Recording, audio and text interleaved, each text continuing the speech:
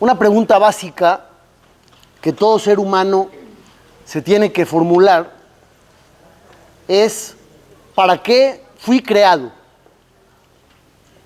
¿Qué hago aquí? ¿Y qué es lo que se espera de mí? Si a ti te contratan en una empresa, obviamente es porque requieren de cierta persona para un puesto y tú tienes los requisitos para el puesto. Pero imaginemos que alguien quiere contratar personal y no anuncia lo que necesita. Simplemente dice: estoy contratando. Y entonces llega un montón de gente y dice: yo quiero trabajar. ¿En qué? No sé. No dijeron qué es lo que necesitaban. Yo pues necesito chamba, pues voy a ver qué es lo que quieren. Obviamente nadie lleva a cabo entrevistas de trabajo de esa manera. Tú avisas lo que necesitas, el otro checa si es que tiene lo necesario y entonces se hace el match. Nosotros llegamos aquí al planeta Tierra y nadie nos dijo nada. ¿O sí? Nadie nos aventaba. No, de repente aparecimos, cada quien en donde nació, cada quien en el ambiente que le tocó vivir, no hubo información adicional y de repente pasa la vida y pasan los años y ¿dónde está la información de a qué vine? ¿Para qué me necesitan? ¿Qué quieren que haga? Entonces, ¿qué es lo que hace uno? Va improvisando, haciendo lo mejor que puede o lo que cree que es mejor. Y entonces puedes tener a una persona teniendo un desempeño del 20% y él cree que está haciendo bien las cosas, porque como nadie le ha informado qué es lo que tiene que hacer, a él le parece bien lo que está llevando a cabo. Y tal vez es nada más el 20 del 100, ¿o no? Entonces puede llegar a pasar que Dios mande a miles de millones de seres humanos a un mundo sin darles la información básica de qué es lo que se espera de ellos. No puede ser. No puede ser. Entonces, ¿cuál es la realidad? La realidad es que Dios sí informó. ¿Cuándo informó? Una de las ocasiones más importantes fue la entrega de la Torá. La entrega de la Torá dice Dios: yo espero de ti este precepto y este otro y esto y aquello y no quiero que hagas esto tampoco. Y entonces ya uno va dándose una idea de qué es lo que Dios espera de él. Hubo personajes que vivieron antes de la entrega de la Torá, como Noah o Abraham, Isaac, Jacob, que el Talmud explica que ellos llegaron a conocer cuál era la voluntad de Dios y la cumplían, sin tenerlo por escrito como nosotros, pero llegaron a tener una conexión tan fuerte con Dios que sabían lo que Dios quería de ellos. Eso ya es otro nivel. Nosotros no tenemos ese nivel. Necesitamos que nos digan por escrito y que nos lo lean y lo interpreten y lo expliquen. Y al final de cuentas, ya, dice uno: ok, tengo una idea. Sin embargo, con todo y todo nos podemos equivocar. ¿Por qué digo que nos podemos equivocar? Si ya está escrito, ya te lo dieron, ahí está. ¿Dónde puede haber el error? Hay una frase que nos puede aclarar todo el asunto. Dice Rab Chaim Volozhin, en la introducción del libro Nefesh HaChaim, lo trae su hijo, y dice: Kol Adam lo leatzmo nibra. Todo ser humano no fue creado para él mismo. Rak leoile ajarine. Sino fuiste creado para beneficiar a otros. Que Jol asher imatze bekojol asot. Con todo lo que puedas, con todos los recursos. Para eso fuiste creado. Entonces aquí nos da otro panorama. Porque antes que pensamos, uno está en el mundo para cumplir preceptos. No es suficiente. Si uno estuvo en el planeta y cumplió preceptos y se puso tefilín y tzitzit y estudió Torah y cumplió Shabbat y Kasher, puede llegar arriba y ¿qué le van a decir? No, simplemente no funcionó. No hiciste lo que se esperaba de ti. ¿Cómo no? Cumplí. Tú fuiste creado no para ti, fuiste creado para beneficiar a los demás. Ahora, ¿quién se despierta con esta idea en la cabeza? ¿No? Suena el despertador y lo primero que se te ocurre es, ¿cómo puedo ayudar? ¿Cómo puedo beneficiar? Uno de cada 500 personas tal vez que esté en ese nivel. Pero así está escrito, lo trae el Nefesh HaChaim y hay pruebas. Moshe Rabbenu, lo primero que nos cuenta la Torá sobre Moshe Rabbenu es cuando ya era una persona consciente, no un bebito que lo agarraron en el río, no, ya, cuando era un hombre, ¿qué dice la Torá? Salió a ver el sufrimiento de sus hermanos y lloraba por ellos y los ayudaba a cargar. Pero él, ¿qué problema tenía? Ninguno. Él podía haberse quedado en el palacio feliz. Él no estaba esclavizado. Él podía disfrutar de su libertad y relajarse. Y ni modo, si a ellos les tocó sufrir, Dios sabrá por qué, ¿no? Moshe no está tranquilo. Él quiere que los otros estén bien.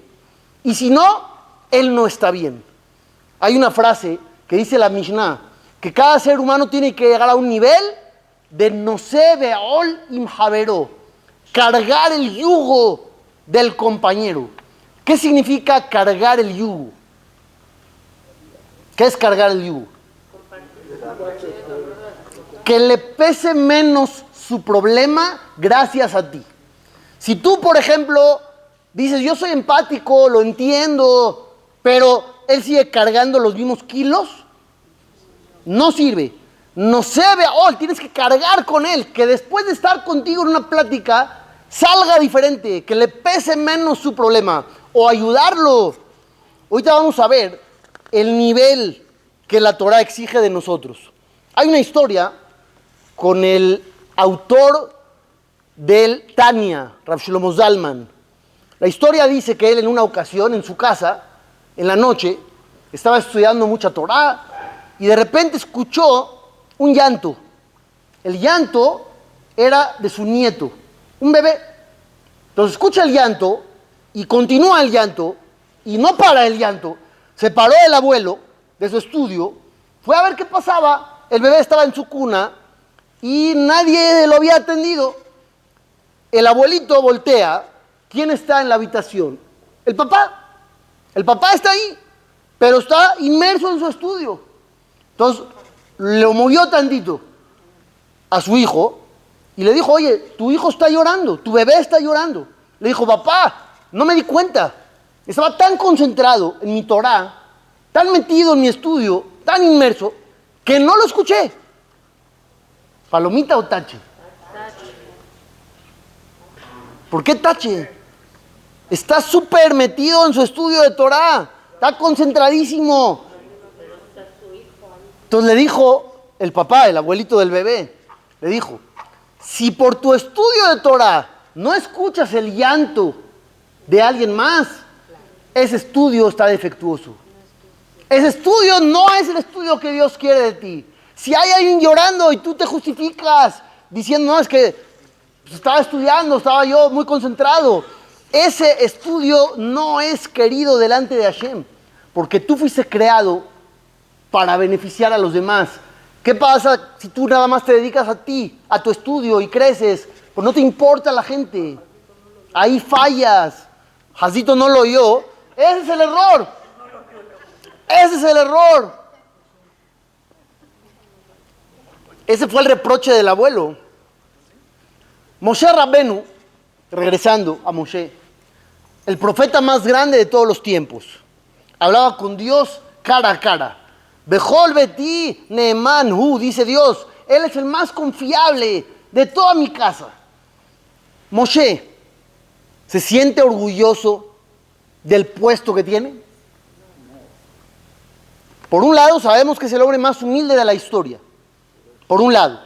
Pero ¿qué pasaría si alguien viene a hacerle competencia a Moshe? ¿Cómo reaccionaría? Tú puedes ser muy humilde, pero tampoco hay amenaza de nadie. Tú estás ahí, dominas todo el pueblo de Israel, eres el intermediario único con Dios, estás en el top, eres humilde, pero pues tampoco hay mucho que te compita. No hay competencia a la vista. ¿Qué pasaría si alguien llegara a amenazar el puesto de profeta de Moshe? ¿Cómo reaccionaría él? Korah quería ser Cohen Gadol, quería el puesto más de Aarón que de Moshe, pero Moshe mismo, si se hubiera visto amenazado, ¿cómo hubiera reaccionado? Entonces la Torah cuenta esa historia. Yoshua es su alumno. La Gemara dice que hay personas de las cuales uno no siente envidia y coraje. Un caso es el alumno, otro el hijo. Si tu hijo te supera, te da gusto. Dice, gracias a Dios, que sea mejor que yo 1000 veces. Yoshua es su alumno. Y aún así no alcanzó su nivel. Los Jajamim explican la diferencia entre el nivel de Moshe y el de Yoshua, que Moshe era como el sol y Yoshua como la luna. No es exactamente lo mismo. Pero ¿qué cuenta la Torah? Dice de repente, Vayarot Sanar, corrió el joven Yoshua y le dice a Moshe, Eldad, humedad, mitnabeim bamahane. Hay dos individuos, dice Yoshua, que están en el campamento judío y están profetizando. ¿Qué significa eso? ¿Cómo? Están profetizando, tú eres el profeta. Y de repente hay gente que está profetizando en el campamento. Adoní Moshe, Kelaem, le dice Yoshua a Moshe, mi señor Moshe, maldícelos, extermínalos, castígalos. ¿Cómo se atreven? Tú eres el profeta, están invadiendo tu puesto. Contesta Moshe Rabbenu, algo espectacular. Amkanea Talí, ¿qué? ¿Tú estás actuando con celo por mí? Mi ten kol am Hashem neviim. Ojalá y todo el pueblo de Dios fueran profetas. Kiten Hashem rujo aleem, que Dios pose su presencia con todos y que todos sean profetas. Pero Moshe, y si todos son profetas, ¿quién te necesitaría a ti? Estarías ya uno más. Pero dice Moshe, palabras textuales, ¿quién daría, ojalá, y todo Am Israel fueran profetas? Es el nivel de vivir para que otros crezcan. Me da gusto por ti. No hay envidias de por medio. A eso venimos al mundo, a trabajar esto. Si leyeron la Torah, en la Perashá, aparecen algunas mitzvot muy raras, imposibles, aparentemente. Está una, la clásica, que dice amarás a tu prójimo como a ti. Imposible, ¿no? Empecemos por ahí, imposible. Hay otra mitzvah que dice loticom velotitor. No hay venganza, no hay rencor.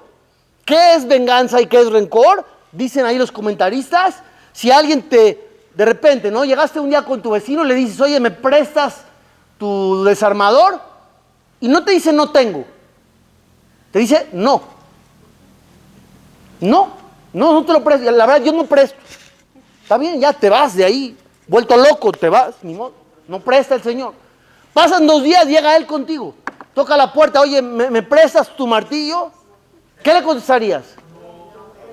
Una respuesta es, no, claro que no, estás tú loco, yo tampoco presto.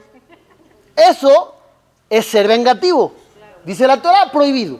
Ahora, hay otra que dice, no puedes guardar rencor. ¿A qué se refiere con el rencor? Que no le puedes decir, yo sí presto. No soy como tú. O sea, se lo vas a dar el martillo, pero se la cantas. Le dices, yo sí presto. Eso tampoco está permitido, prohibido. Entonces, ¿qué tienes que hacer? Prestarlo, calladito, con gusto, con una sonrisa. Entonces, somos extraterrestres. Esto es para humanos.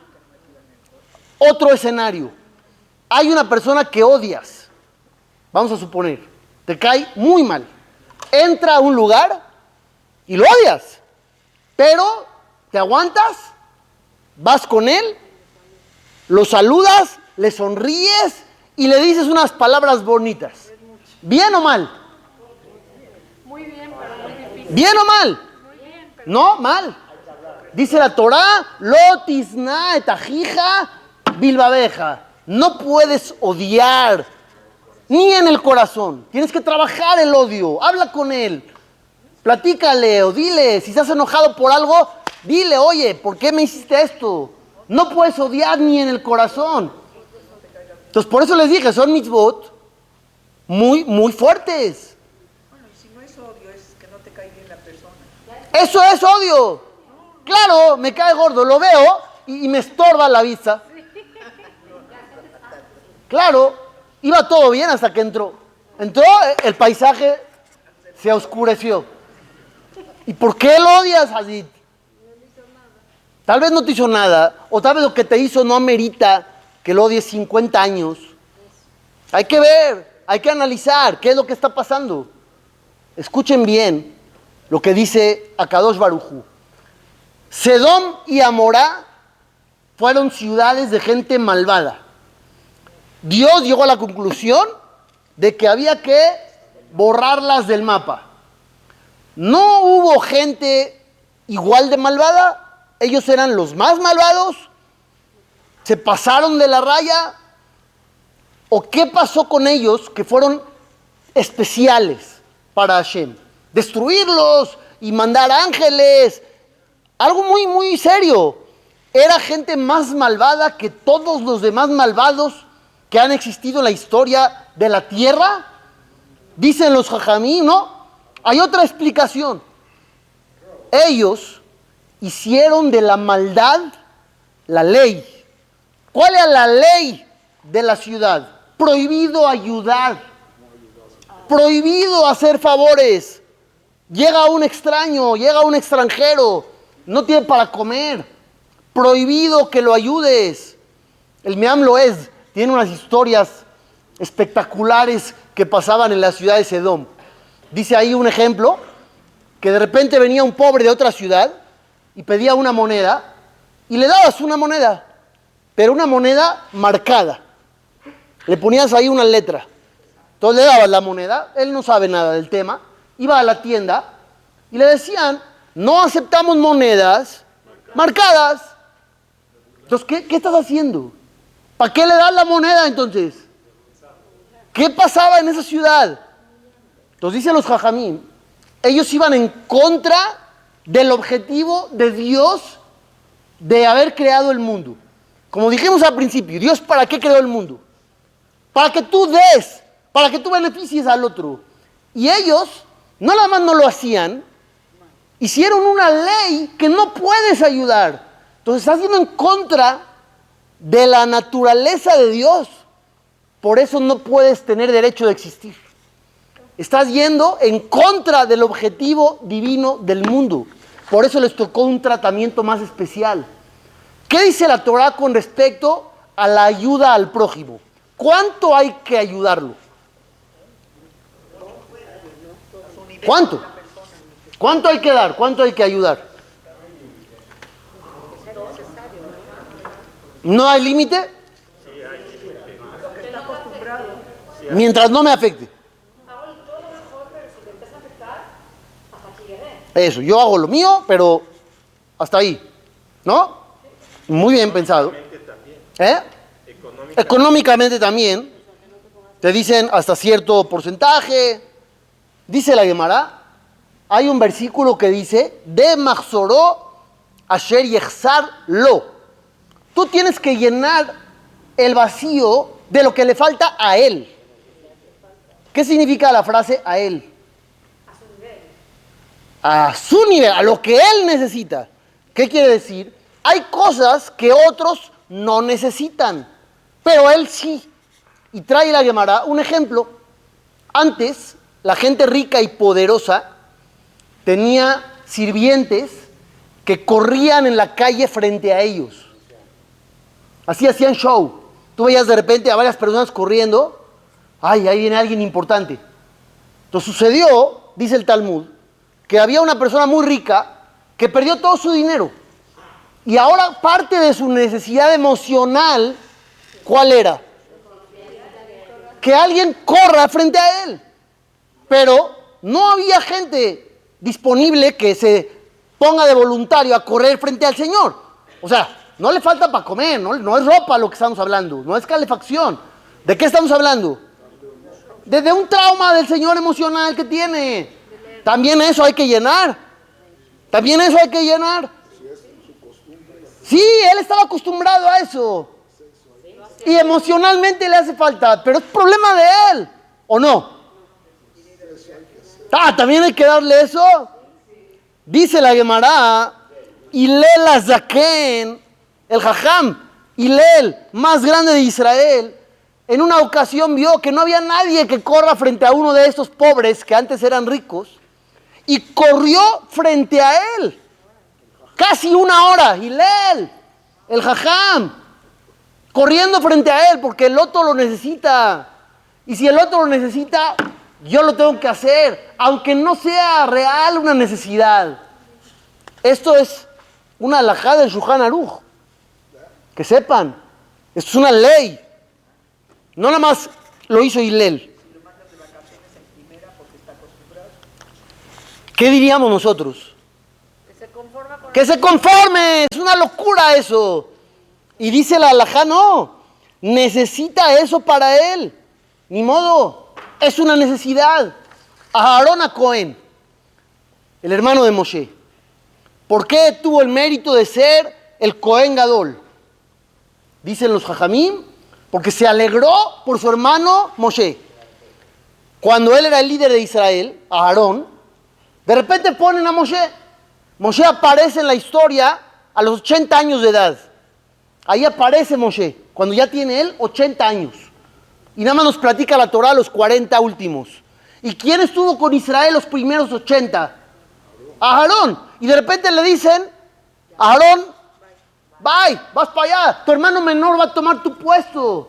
¿Qué sucedió? Dice la Torah. Se alegró por su hermano. ¿Te alegraste en tu corazón por tu hermano?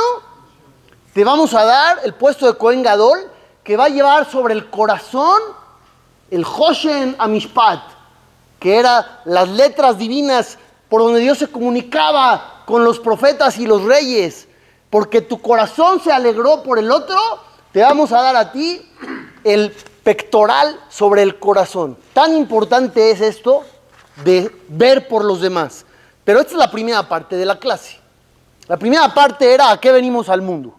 ¿Ya está claro? ¿A qué venimos al mundo? A dar, a ayudar, a aportar y a beneficiar a los demás. Ahora, la segunda parte de la clase, ¿se acuerdan cómo se llamaba el título? ¿A alguien le llegó? A mí no me llegan, pero a ustedes sí. ¿Cómo se llamaba?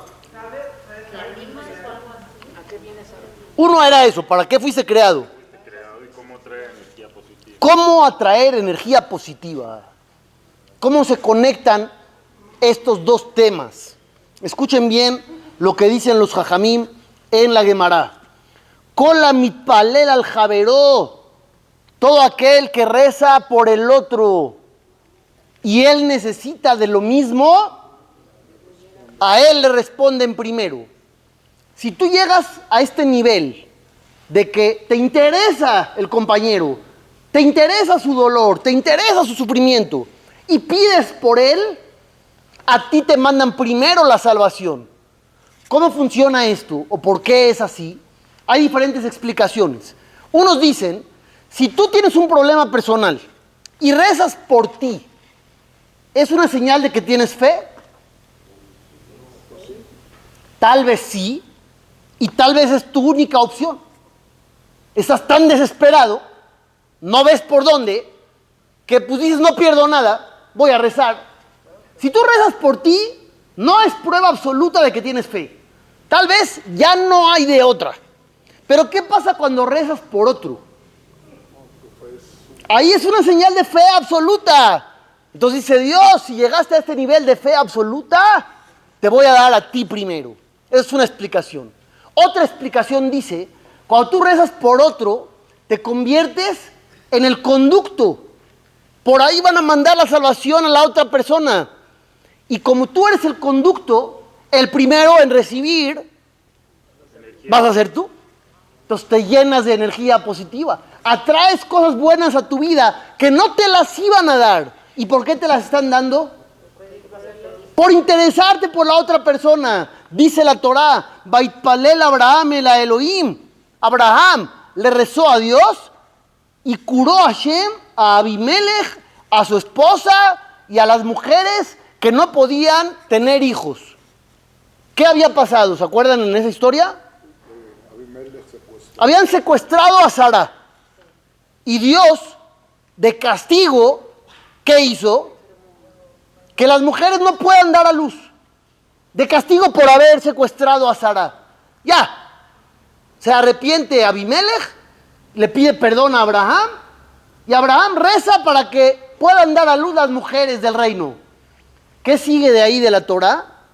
Hashem pakad et Sara, kasher amar. Sara da a luz, tiene un hijo.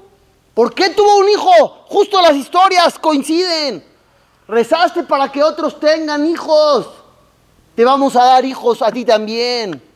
Es lo que dice la Torá. Tú eres el primero en el que se beneficia. Había un gran jajam, autor del libro Sefat Emet. Era el Rabbi Yehuda Ari Leib Alter.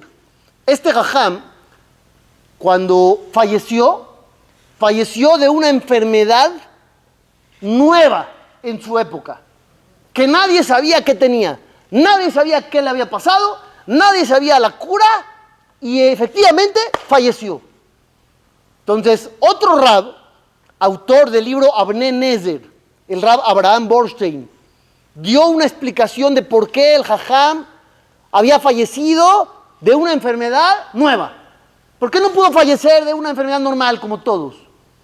Entonces él explicó así. El fallecido en vida había rezado por todo tipo de judíos que estaban en problemas y rezaba por todo tipo de enfermos. El que tenía esa enfermedad, él rezó por él. El que tenía la otra enfermedad, él rezó por él. Todas las enfermedades habidas y por haber, él rezó para que se curen esos enfermos. Entonces, como él rezó por esos enfermos con esas enfermedades, ni una enfermedad de esas le podía tocar a él. ¿Por qué? Porque el que da por otros, lo cuidan. Entonces, como él rezó por ellos, no puede enfermar de ninguna cosa igual. ¿Qué tuvo que hacer Dios? Crear una nueva enfermedad que sí lo pudiera afectar. Entonces, de ahí dijo el Avnei Nezer, el concepto es real al 100%. Cuando tú das por otro, eres el primero en salir beneficiado. Hay una Mishnah muy famosa que dice que Rabbi Yohanan ben Zakkai tenía 5 alumnos. Y a cada uno de ellos le pidió que fuera y haga una investigación de qué es lo mejor que uno puede ser o tener en el mundo. ¿Por qué el jajam se le ocurrió esto? Una idea de salgan, investiguen qué es lo mejor. ¿A qué se refería?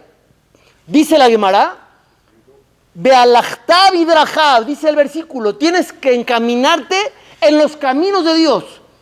¿Qué es eso? ¿A qué se refiere? Caminar en los caminos de Dios. Dice el Talmud, se refiere a que tengas cualidades como las que tiene Dios. Dios se apiada, tú también. Dios hace favores, tú también. Entonces, de ahí aprendió Rabbi Yohanan ben Zakkai que hay que tener buenas cualidades. Ahora, ¿cuáles son? ¿Cuáles son las mejores que hay en el mundo? Es la investigación. Entonces, cada uno salió y dio su opinión después de investigar. Rabbi Eliezer dijo, lo mejor que hay es tener un ojo bueno. ¿Qué es un ojo bueno? Que te dé gusto por los demás. Llegó Rabbi Yoshua y dijo, un buen amigo. ¿Cómo entienden ustedes esa frase? ¿Qué es lo mejor? ¿Tener un buen amigo o ser un buen amigo? Ser. ¿A qué se refiere él? Cuando dijo, lo mejor que hay, un buen amigo. ¿Tenerlo o ser? Explican los jajamim, ser un buen amigo. Es lo mejor que hay en la vida, que seas un buen amigo. Otro jajam dijo, Rabbi Yossi, buen vecino. No que tengas un buen vecino. Que tú seas un buen vecino.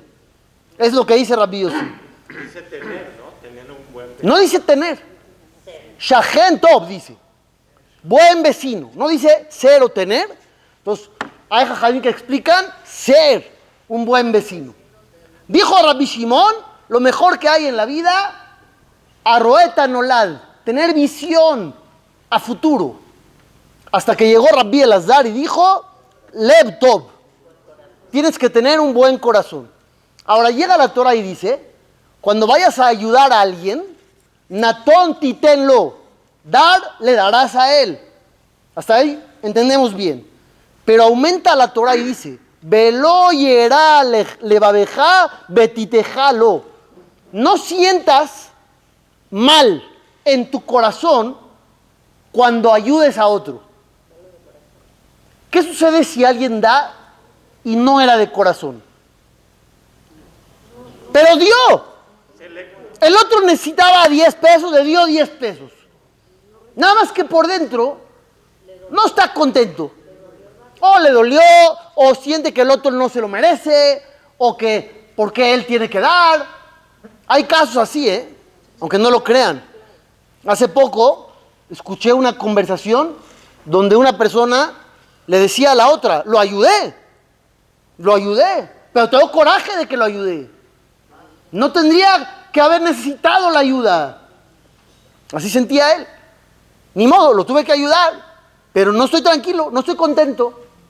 Lo mejor hubiera sido que él no necesite la ayuda. Entonces aquí el pasuk, ¿qué te dice? Dar le darás a él y no te puedes sentir mal en tu corazón. No es suficiente que hayas dado. ¿Qué queremos de ti? Que por dentro sientas alegría. Midot, otra vez, cualidades. Dice el Shelah Kadosh, esta apréndansela. Es muy importante. Y les va a salvar vidas. Dice el Shelah Kadosh. Benatán leja rahamim berrihameja. Dice Dios que te dará misericordia y te apiadarás. ¿A qué se refiere eso?